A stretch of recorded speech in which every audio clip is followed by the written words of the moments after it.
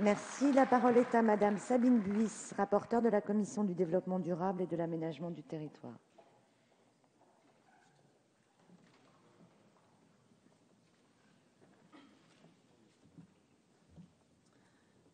Merci Madame la Présidente, Madame la Ministre, mes chers collègues. Le projet de loi dont nous débattons avait à l'origine un caractère essentiellement technique et juridique afin de tirer les conséquences de 4 questions prioritaires de constitutionnalité. Grâce aux travaux du Sénat, grâce aux réflexions de l'ensemble des groupes politiques de l'Assemblée nationale, grâce enfin à la capacité d'écoute du gouvernement, il revêt désormais une véritable dimension politique sur un sujet qui est au cœur des préoccupations de nos concitoyens. Le principe de participation du public au projet de décision en matière d'environnement ne constitue pas un simple élément du droit administratif. Il est avant tout l'application d'un principe constitutionnel porté, je le rappelle volontiers dans un esprit républicain, par l'ancien président de la République, Jacques Chirac.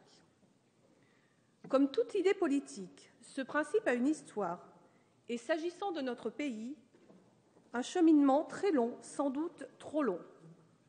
La fin des années 80 a révélé que l'environnement ne se limitait pas à la préservation des milieux naturels et des espèces menacées, mais qu'il constituait une véritable politique transversale. Les nombreux sommets des années 90 ont ensuite montré que le concept de développement durable imprégnait de manière croissante nos sociétés, avec la mobilisation active de nombre de nos concitoyens. Plusieurs associations disposent de capacités techniques et juridiques leur permettant de procéder à des expertises égales en qualité à celles que peuvent produire les services de l'État. C'est là, Madame la Ministre, mes chers collègues, que se trouve le changement d'époque. Nos concitoyens n'acceptent pas la parole de l'État ou des collectivités locales aveuglément. S'agissant de décisions qui concernent leur cadre de vie ou l'exercice de leur profession, ils aspirent d'une part à participer à leur élaboration, d'autre part à pouvoir comprendre ces décisions. Ce changement n'est pas forcément facile pour l'administration, surtout quand elle travaille dans un contexte humain et budgétaire tendu. Ce point a été évoqué à maintes reprises lors d'auditions que j'ai conduites avec plusieurs de mes collègues, ainsi que lors de l'examen du projet en commission. Le processus d'ouverture au public est déjà ancien, mais il s'agit d'un processus continu par lequel, outre ses missions traditionnelles, l'administration doit se montrer capable de dialoguer dans un esprit ouvert avec nos concitoyens. En d'autres termes, elle doit cesser de considérer que la consultation du public est une contrainte. Elle doit au contraire la considérer comme une étape normale de son travail, susceptible d'ailleurs de l'enrichir. Le terme de confiance est au cœur de cette démarche. Si nous voulons cesser cette spirale par laquelle toute décision administrative sur l'environnement donne inévitablement lieu à un recours judiciaire, la participation du public doit être l'élément qui instaure cette confiance. Les conflits naissent le plus souvent de l'absence de dialogue. J'ai indiqué que le cheminement du concept de participation du public avait été trop long. Il a effectivement pris du temps, bien que le ministère de l'Environnement ait eu conscience du problème, puisqu'il a financé de 1999 à 2007 des études sur les dispositifs de concertation. Mais bien évidemment, c'est la Charte de l'environnement, puis la loi du 12 juillet 2010, dite Grenelle II, qui ont donné une impulsion décisive au processus. Ce concept est largement partagé par l'ensemble des groupes politiques. Le présent texte a été adopté à l'unanimité au Sénat et nos débats en commission du développement durable se sont déroulés dans un esprit constructif. Vous avez pu le constater, Madame la Ministre, qu'il n'y avait pas de clivage majeur sur le principe même du projet de loi, bien que des amendements révélaient des préoccupations communes aux députés de la majorité comme de l'opposition.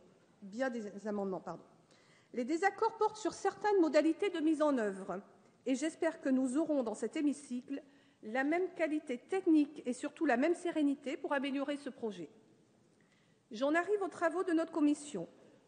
Je rappellerai d'abord que dès le mois de juillet, notre président Jean-Paul Chanteguet s'est inquiété du vide juridique que faisaient courir les questions prioritaires de constitutionnalité. Il a donc appelé au dépôt d'un texte en ce sens. Le Sénat, par ses amendements et ceux du gouvernement, lui a conféré un caractère nettement plus politique qu'initialement. En examinant ce texte, nous avons souhaité qu'il conserve une cohérence intellectuelle et juridique afin d'envoyer un signal clair à l'opinion publique et aux professionnels intéressés. Il faut affirmer avec force que c'est volontairement que nous souhaitons changer la culture des administrations, que le principe de participation consiste à échanger des arguments de manière équilibrée et transparente, que l'ensemble de la procédure est public et qu'il en est fait à la fin une synthèse. L'apport de la Commission se répartit en deux catégories. L'une est technique, l'autre est politique, ce qui n'a rien de surprenant. Je passe donc rapidement sur les modifications rédactionnelles que nous avons apportées. De même, j'indique à l'Assemblée que ce sont des raisons purement juridiques qui nous ont conduits à supprimer les articles 1er bis et 1er ter, qui portent sur de vrais sujets comme le gaz de schiste, mais qui sont déjà pris en compte dans notre droit avec le Code minier. Les apports les plus politiques portent sur les points suivants. La question d'un accès facile de nos concitoyens au projet de décision a largement occupé nos débats, avec l'adoption d'un amendement de notre collègue Fanny Dombrecoste. On aurait pu penser que cela allait de soi dans un pays où la fracture numérique est une réalité à la fois géographique et sociologique. Mais elle se heurte apparemment aux moyens humains et financiers des administrations. Avec l'amendement qu'a déposé le gouvernement aujourd'hui, nous parvenons à un bon équilibre. La question d'une tierce personne, d'un garant, qui assure la neutralité de la procédure, ce point a longtemps été en débat car le gouvernement n'était pas favorable à la position prise par notre commission pour des raisons tenant, là encore, aux ressources humaines et aux moyens budgétaires. Nous examinerons en conséquence un amendement portant expérimentation du recours à une tierce personne, ce qui permettra au gouvernement d'évaluer réellement la charge de travail induite pour les administrations. Troisième point, le recours à l'ordonnance prévue par l'article 38 de la Constitution. Cet article est le seul du projet qui ne fasse pas réellement l'unanimité. Le gouvernement souhaite utiliser cet outil juridique pour statuer sur les projets de décision des collectivités territoriales et de décision individuelle. Face aux inquiétudes du gouvernement, il a assuré qu'il ouvrirait une large phase de concertation, que Madame la ministre a repris dans ses propos, au bénéfice des sénateurs et des députés. La majorité de la Commission a pris bonne note de cet engagement et rappelle donc au gouvernement qu'il est disponible pour mettre en œuvre cette concertation au plus tôt.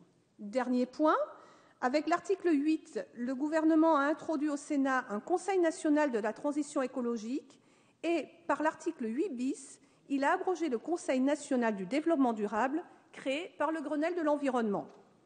Il s'agit de tenir une promesse prise pendant la conférence de l'environnement. La suppression du CNDD n'est en aucun cas une quelconque sanction. Cet organisme a bien travaillé. Nous souhaitons désormais entrer dans une nouvelle étape avec un organe consultatif qui pourra être saisi, notamment sur les projets de loi et les stratégies nationales, sur le développement durable ou la biodiversité, mais qui disposera également d'une faculté d'autosaisine qui lui permettra de s'intéresser à diverses questions, parmi lesquelles l'énergie. La Commission a approuvé ces initiatives du gouvernement. Pour ne pas rallonger mon propos, je n'insisterai pas sur le fait que ce texte est un élément de la politique environnementale du gouvernement définie lors de la conférence des 14 et 15 septembre. Ce point est connu.